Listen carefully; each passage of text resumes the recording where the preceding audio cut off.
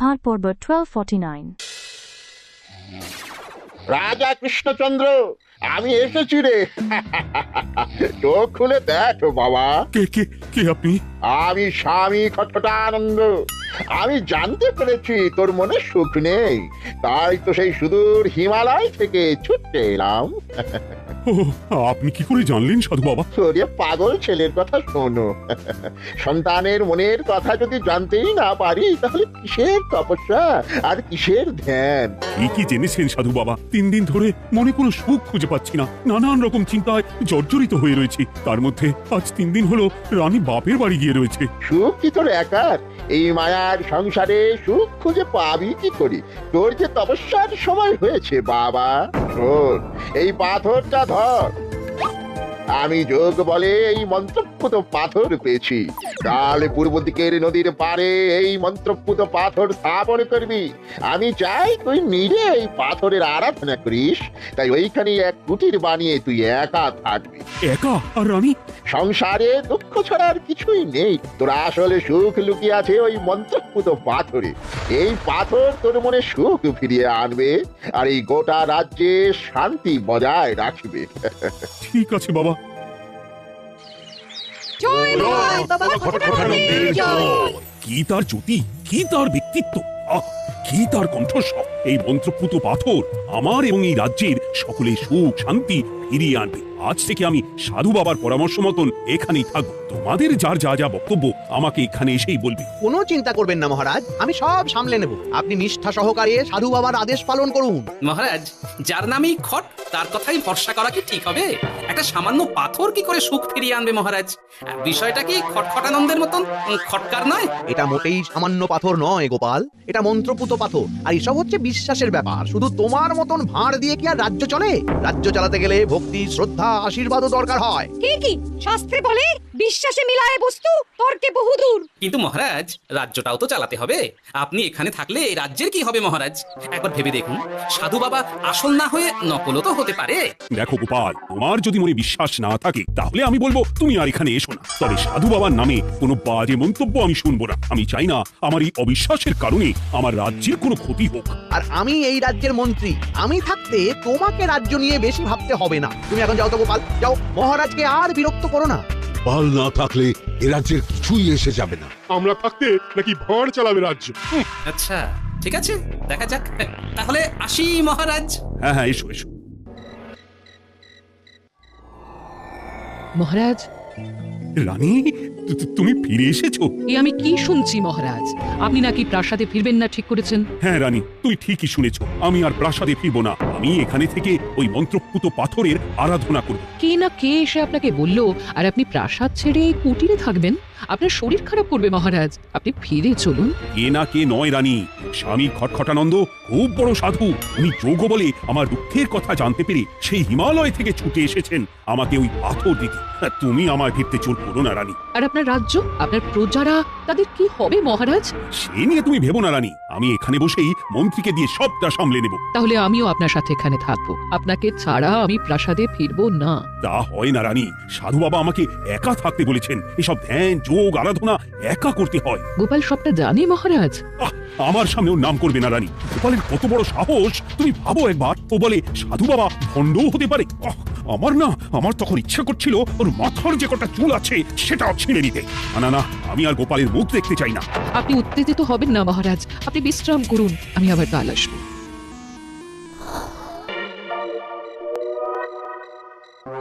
কি হে ভোলা, বাড়ি না গিয়ে এখানে বসে আছো কেন?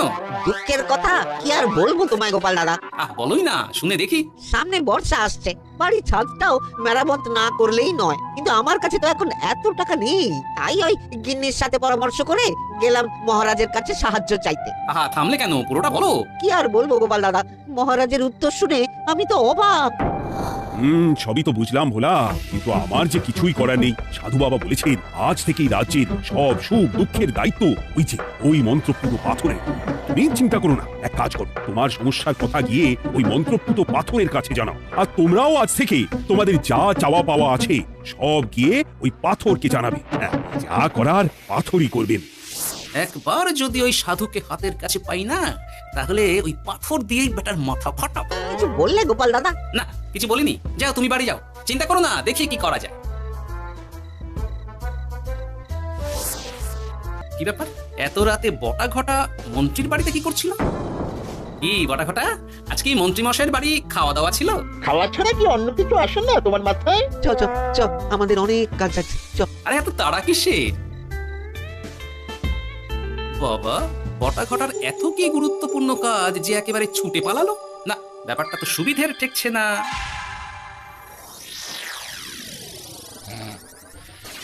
রাজা কৃষ্ণচন্দ্র, ওঠ বাবা, আমি এসেছি। সাধু বাবা, আপনি এসেছেন? কেমন আছিস বাবা? ভালো আছি বাবা, তবে মনে এখনো পুরোপুরি সুখ খুঁজে পাইনি। সুখ কি তোর একা? কি করে সুখ পাবি বাবা? এখনো তো তুই তোর সব আসক্তি থেকে মুক্ত হতে পারিসনি। আর কি কি করতে হবে আমায় বলে দিন বাবা। একটা কাজ বলবো, করতে পারবি? বলুন বাবা, আপনি যা বলবেন আমি তাই করব। এই রাজপাট তুই ছেড়ে দে, এসব থেকে নিজেকে মুক্ত করে তুই তোর সাধনায় মন দে, দেখবি তার ফল তুই পাবি। কিন্তু তাহলে এই রাজ্যের কি হবে? কে দেখবে সাধু বাবা? কেন তোর মন্ত্রী? ওর থেকে ভালো লোক তুই আর পাবি না। ওই হচ্ছে তোর আসল শুভাকাঙ্ক্ষী, আমি যোগ বলে জানতে পেরেছি। আচ্ছা তাই হবে। আর আর ওই গোপালটাকে যদি পারেন একটু সাহায্য করবেন বাবা। ওই তুচ্ছ গোপালকে নিয়ে তুই চিন্তিত হোস না, ওরে বুড়ি মন্ত্রী মশাই ফাটাবে। তুই যা, ঘুমো।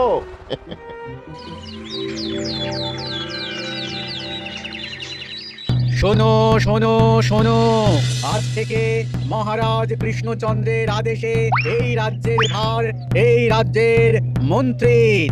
আর মহারাজ নিজে তার কুটিরে নিরিবিলিতে থাকতে চাইছেন। উনি চান না কেউ ওনাকে বিরক্ত করুক। তাই আজ থেকে যার যা সমস্যা সবাই মন্ত্রী মশাইকে জানাবে। মন্ত্রী মশাই যাকে যা বলবেন তাকে তাই শুনতে হবে। শোনো শোনো শোনো। না, মহারাজকে থামাতেই হবে, না হলে বড় বিপদ হয়ে যাবে। যাই। মহারাজ, এই ভুল আপনি করবেন না। মন্ত্রীর হাতে রাজ্যের ভার দিলে রাজ্যের সর্বনাশ হবে মহারাজ। দেখো গোপাল, আমি যেটা করেছি সেটা ঠিক বুঝেই করেছি। আমার সিদ্ধান্ত আর বদলাবে না। আর এই বিষয় নিয়ে আমি তোমার সাথে কথাই বলতে চাই না। মহারাজ, গ্রামবাসীরা আপনার এই সিদ্ধান্ত খুশি মনে মেনে নেয়নি। সবার কথা একবার ভেবে তারপর সিদ্ধান্ত নিন মহারাজ। একজন বাইরের লোকের কথায় কোনো সিদ্ধান্ত নেবেন না দয়া করে। গোপাল, তুমি যদি সাধু বাবার সিদ্ধান্তে প্রশ্ন তোলার চেষ্টা করো তাহলে আমি বাধ্য হব মন্ত্রীকে বলে এই রাজ্য থেকে তোমায় বিতাড়িত করতে। একজন সেই হিমালয় থেকে আমাদের উপকার করতে এলো আর তুমি তার বিরুদ্ধেই কথা বলছো। ছি ছি গোপাল, ছি। মজা কি মজা, শুধু মুদ্রা, শুধু মোহর, যেদিকে তাকাবো শুধু সোনার মোহর আর সোনার মোহর। তুমি কি পাগল হয়ে গেলে? এখন হয়নি গিন্নি, তবে এবার সত্যি সত্যি হয়ে যাব। এত সোনার মোহর একসাথে হাতে পেলে কেউ কি সুস্থ থাকতে পারে? আর বেশি দিন বাকি নেই যখন কৃষ্ণনগরের কোষাগারের মালিক হব আমি। আর মহারাজকে ছেড়ে দেবে? চিন্তা নেই, মহারাজ কিছুই করতে পারবেন না। তিনি এখন সাধু বাবার আদেশে পাথরের আরাধনায় ব্যস্ত। আর প্রহরীরা, তারা কিছু বলবে না? প্রহরীরা তো এখন আমার গোলাম। মন্ত্রী মশাই, আমরা এসেছি। ওই তো ওরা চলে এসেছে। ওরা কি করবে? ওরাই তো কোষাগার লুট করতে আমায় সাহায্য করবে। রাজ কোষাগার হবে শুধু আমার আমার আমার।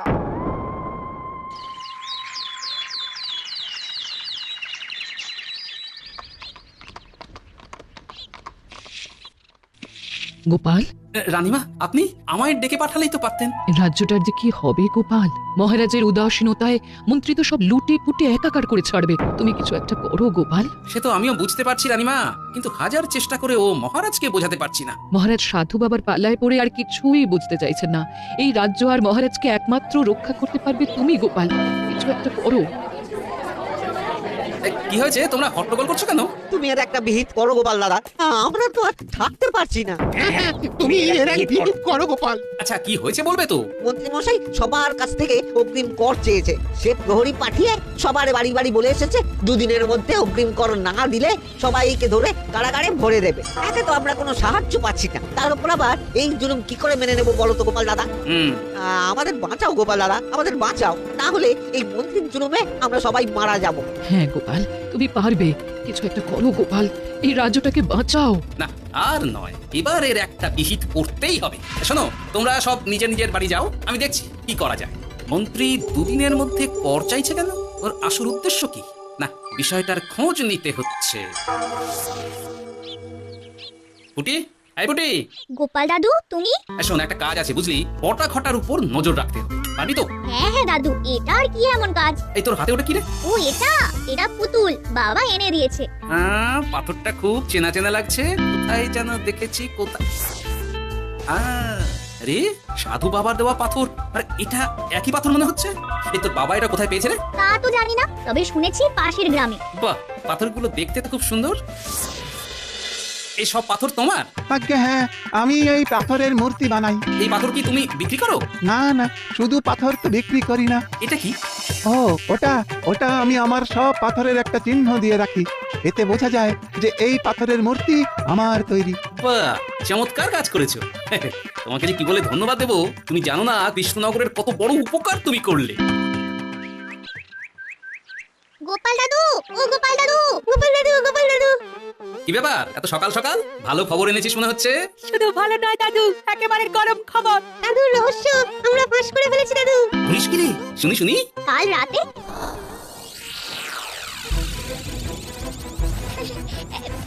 এত সোনা, এত মোহর আমি একসাথে কোনোদিন দেখিনি। ও এইসব আমাদের? হ্যাঁ গিন্নি, হ্যাঁ এই সব আমাদের, সব। ওরে বাবা, আমার তো বিশ্বাসই হচ্ছে না। আপনি গায়ে কাঁচা দিচ্ছে।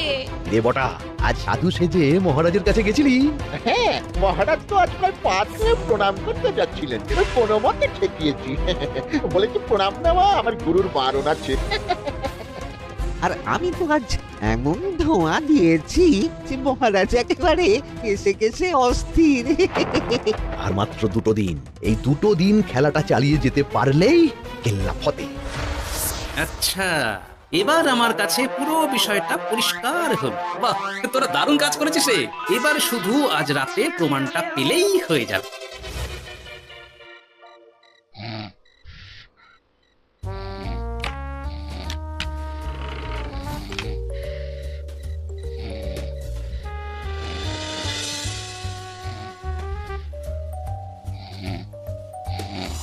এই তো একে একে 2 মিলে যাচ্ছে। বাবা বাবা বাবা, এবার খেলা জমবে।